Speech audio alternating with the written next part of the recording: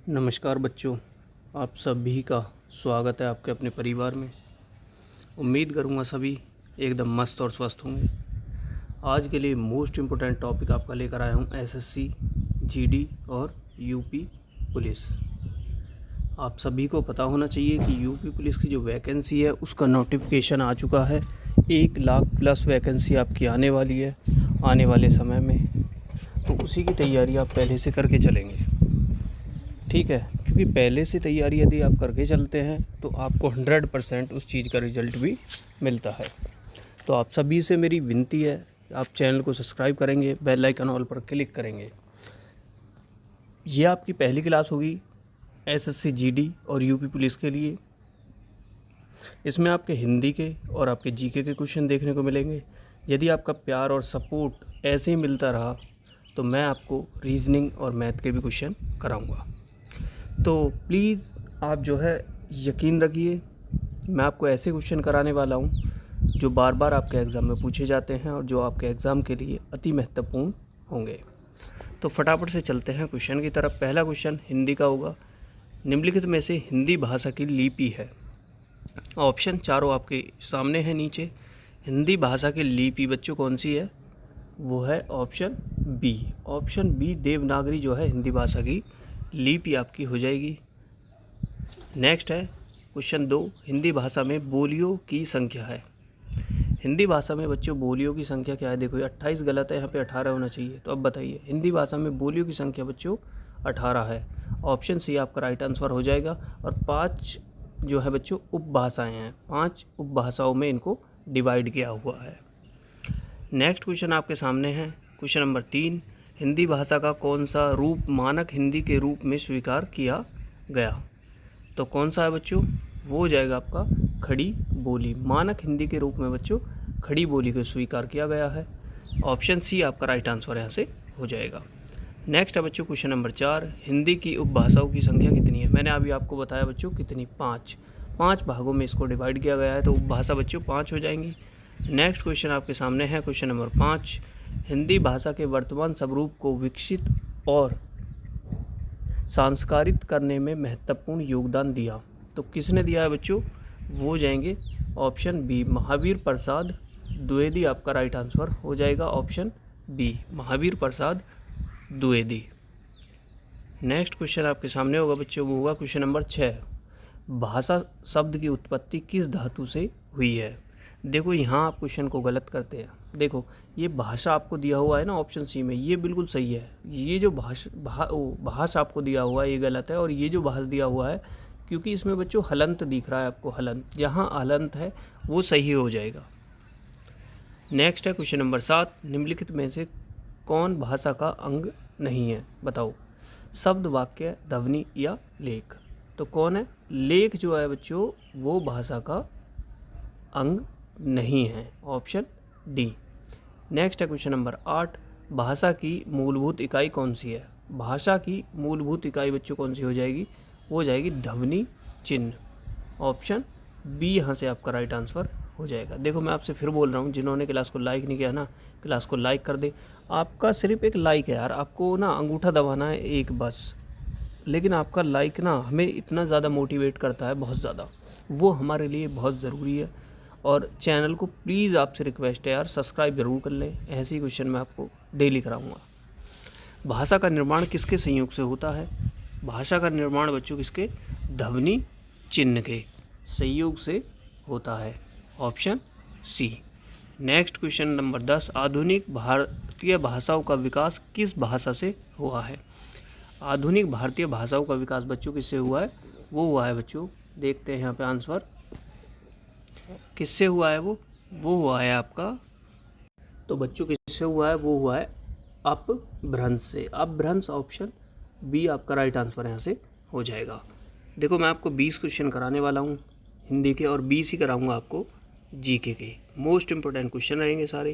Question number 11। Devanagari लिपि का विकास किस लिपि से हुआ है? देखो देवनागरी का बच्चों ब्राह्मी, देवनागरी का ब्राह्मी लिपि, ऑप्शन ए आपका राइट आंसर यहाँ से हो जाएगा। Question number 12। मानक हिंदी में पश्चिमी हिंदी की किस ध्वनि का लोप हो गया है? तो किसका बच्चों, द्वित्व, ऑप्शन ए आपका राइट आंसर यहाँ से हो जाएगा। नेक्स्ट क्वेश्चन, क्वेश्चन नंबर 13, व्याकरण और वर्तनी की दृष्टि से शुद्ध भाषा कहलाती है। व्याकरण और वर्तनी की दृष्टि से बच्चों मानक भाषा शुद्ध भाषा आपकी कहलाती है। ऑप्शन डी यहाँ से आपका राइट आंसर हो जाएगा।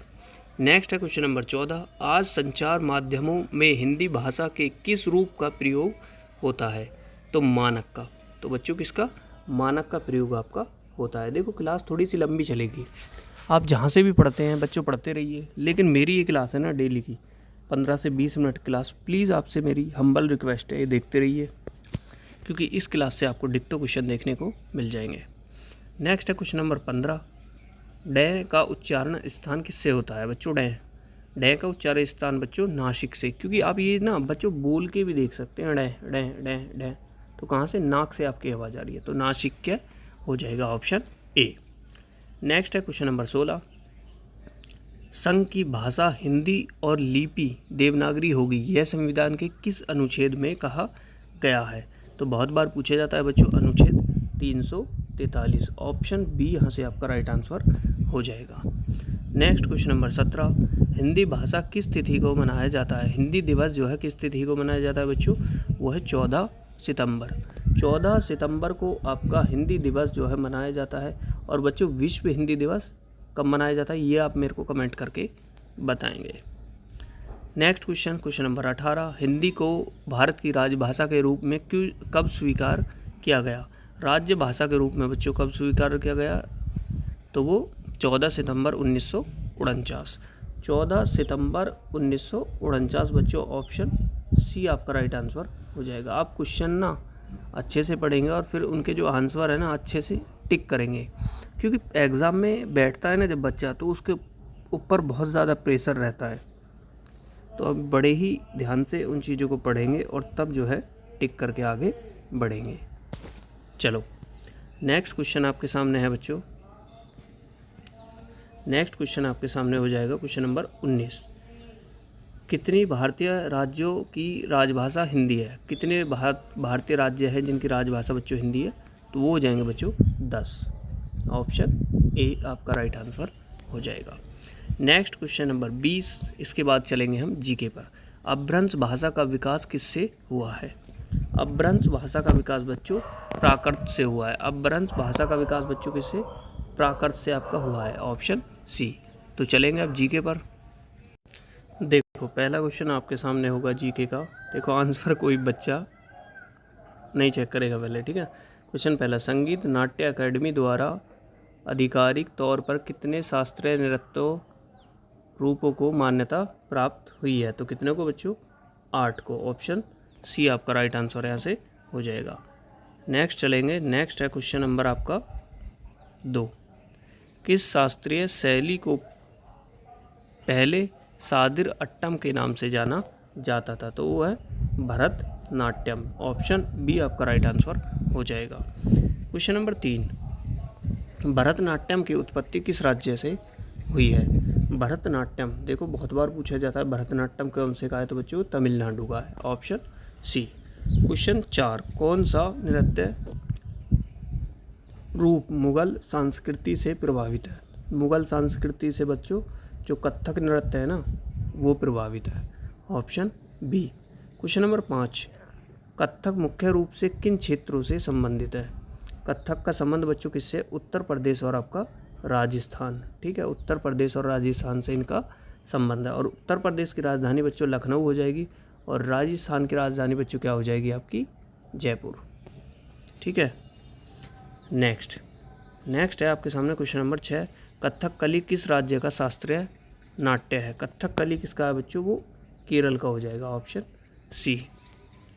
नेक्स्ट है क्वेश्चन नंबर 7, किस शास्त्रीय नृत्य में विस्तृत वेशभूषा और चेहरे रंग का प्रयोग किया जाता है। तो किस में किया जाता है बच्चों, कथकली, ऑप्शन सी। नेक्स्ट है बच्चों क्वेश्चन 8, कुचिपुड़ी की उत्पत्ति किस जिले से हुई है। कुचिपुड़ी की उत्पत्ति बच्चों कृष्णा जिले से आपकी हुई है, ऑप्शन बी। क्वेश्चन 9, कुचिपुड़ी किस राज्य से संबंधित है। तो राज्य कौन सा हो जाएगा बच्चों, आंध्र प्रदेश। राज्य आपका आंध्र प्रदेश हो जाएगा और वो क्या हो जाएगा आपका जिला, जिला अभी आपने पढ़ा है बच्चों, वो हो जाएगा कृष्णा। ठीक है। क्वेश्चन नंबर 10, कौन सा नृत्य रूप भगवान विष्णु के मोहिनी अवतार से जुड़ा है? तो मोहिनी अवतार से बच्चों मोहिनी अट्टम। ठीक है, इस तरीके से आप इसको रिलेट करके भी याद रख सकते हैं। क्वेश्चन 11, मोहिनी अट्टम किस राज्य से संबंधित है? मोहिनी अट्टम बच्चों किससे हो जाएगा? वो हो जाएगा केरल से। देखो इसमें सारे आपके शास्त्रीय नृत्य कंप्लीट करा देंगे इस क्लास में। क्वेश्चन 12, ओडिसी नृत्य की उत्पत्ति किस राज्य में हुई है? तो कौन सा राज्य है बच्चों ओडिसी की? सीधा सीधा क्या हो जाएगा आपका? उड़ीसा हो जाएगा, ओडिसी ओडिशा। ठीक है। क्वेश्चन 13, कौन सा शास्त्रीय नृत्य रूप जगोई और चोलम से संबंधित है? जगोई और चोलम, तो कौन सा हो जाएगा बच्चों? अरे तो बे दे दिए सब में, मणिपुर है शायद। ठीक है, चलो। क्वेश्चन 14, मणिपुरी नृत्य किस राज्य से संबंधित है? मणिपुरी मणिपुर से। क्वेश्चन 15, सतरिया नृत्य को किस वर्ष शास्त्रीय नृत्य के रूप में मान्यता प्राप्त हुई है? पूछा गया है बच्चों क्वेश्चन, ये वर्ष 2000 में। क्वेश्चन 16, सतरिया नृत्य की उत्पत्ति किस राज्य में हुई है? तो कौन से राज्य है जिसमें इसकी उत्पत्ति हुई बच्चों? असम में, option B. Next question number 17, कौन सा नृत्य रूप अधिकारी तौर पर शास्त्रीय नृत्य के रूप में मान्यता प्राप्त नहीं है? अब आपको बताना है जिसकी मान्यता प्राप्त नहीं है बच्चों, छऊ है उसकी नहीं है, बाकी सतरिया, ओडिसी, कथक इन तीनों को है। क्वेश्चन 18, भरतनाट्यम के प्रसिद्ध प्रतिपादक कौन है? भरतनाट्यम के प्रतिपादक कौन है? वह है Rukmini Devi Arundale, option B. Question 19, Birju Maharaj किस नृत्य शैली से जुड़े हैं? बिरजू महाराज बच्चों किससे? कथक से, ऑप्शन सी। बिरजू महाराज कथक से जुड़े हुए हैं। क्वेश्चन 20, केलुचरण महापात्रा किस नृत्य के प्रसिद्ध प्रतिपादक थे? तो किसके थे बच्चों? वो थे ओडिसी के, ओडिसी, ऑप्शन सी। देखो बच्चों आपने इस क्लास में 20 क्वेश्चन हिंदी के करे और 20 क्वेश्चन आपने जीके के करे। देखते हैं कितने बच्चों क्लास को लाइक करते हैं, शेयर करते हैं। मैं आपसे फिर बोल रहा हूँ जाते जाते, क्लास आपके लिए बहुत ज़रूरी है। आप एसएससी जीडी पुलिस की तैयारी कर रहे हैं, उन बच्चों के लिए बहुत ज़रूरी क्लास है। सिर्फ 12 मिनट की क्लास। लाइक करें, शेयर करें। मिलते हैं नेक्स्ट क्लास में, तब तक के लिए वेट करें। ख्याल रखें।